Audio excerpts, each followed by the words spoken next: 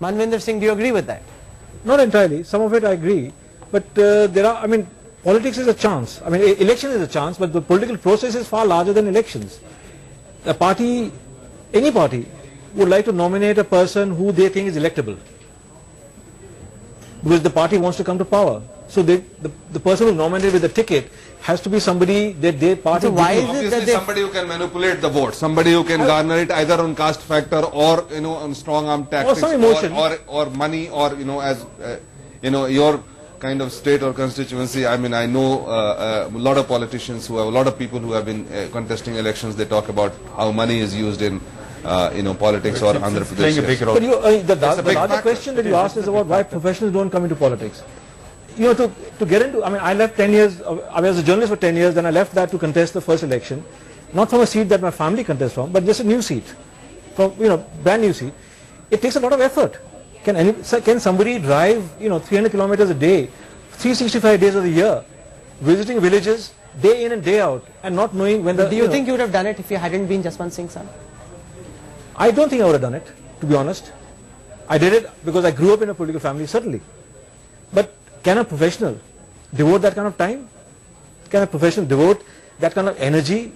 It's... Madhu, respond to that. They grow up in a political family, they understand the politics of the land, and therefore they are more inclined towards politics, and therefore it's unfair to blame scions of political families from joining politics, because scions of business families join their family businesses, scions of film families make films. So what's wrong with that? Nothing wrong, but it gives an advantage initially, but you need to perform to get re-elected. You need to show your worth to get re-elected. So it doesn't mean that just because you belong to political family that you keep getting elected. So winning is, as Prakash, Mr. Jha says, it is, money is playing a key role nowadays in politics. Caste and money plays a key role.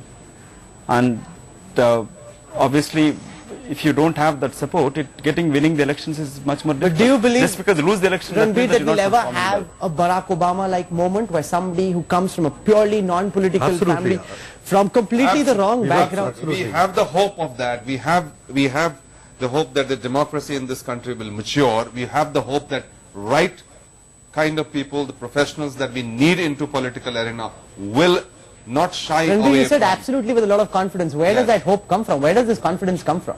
You know, when you speak about people from my generation or people who are young, what they think of politics, the first word which comes is corruption. Why? Even the media has to blame, because they highlight that side. They show that to us. The media is to blame or to thank for highlighting and exposing the corruption? No.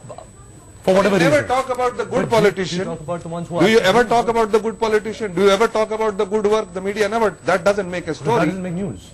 So what makes news, what sells, that's what people sell. I'm not saying everyone is to blame. I'm just saying that's the way things are. So there's a certain kind of distance that you want to keep away from corruption. Nobody wants to grow up and be corrupted.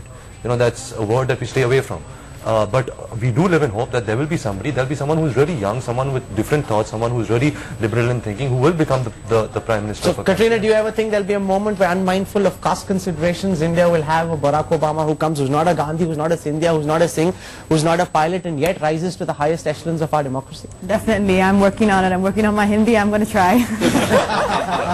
Okay, so would you ever seriously consider joining politics? As soon as I get my Hindi perfect, I am definitely going to try and attempt it. Reservation coming up. Yes. That's a sore area. That came straight from Madhu's heart. Who is the minister who said, it's the finance minister who said that the only reason he cannot contest for the prime minister is because his Hindi was not perfect?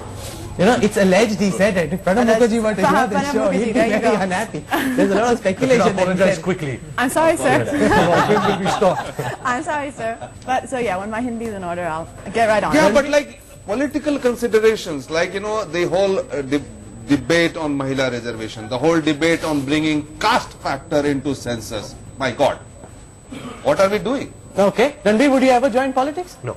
Why not? Because my only interest in life is movies. I love movies. I love being an actor. And if I am getting the opportunity to do work and to do good work, why would I leave my profession and join something I don't really feel as much? Okay, Katrina wants to join politics. Madhu thinks the moment the women's reservation bill kicks into place, she's got a reserved seat for her as well. And the people of this country will definitely vote for her. That I can guarantee.